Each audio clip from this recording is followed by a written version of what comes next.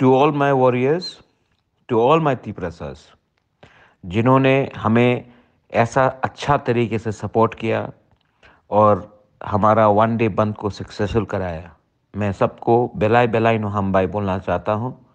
Thank you, धन्यवाद। आपने दिखाया कि पावर में हो या ना हो, तीपरासा के दिल में अधिकार और ग्रेटर तीपरलैंड के लिए आज भी सपोर्ट है। मैं अपने लीडर्स को जो ग्राउंड में थे, मैं अपने वॉरियर्स को, बुरुई बदल को, वाईटीएफ को, टीआईएसएफ को, टीसीएफ को, सबको थैंक यू बोलना चाहता हूँ। और मैं आपको बोलना चाहता हूँ कि हम अपना आवाज़ दिल्ली तक पहुँचाते रहेंगे और प्रेशर रखेंगे, क्योंकि अगर हमने ये प्रेशर नहीं रखा, आने वाले दिन में और मूवमेंट स्ट्रॉन्ग करना पड़ेगा।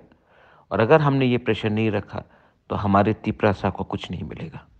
हमको एक होकर अपने लोगों को कुछ देना है और उसके लिए वी कैन नॉट कॉम्प्रोमाइज। बेलाइनो हम बाय।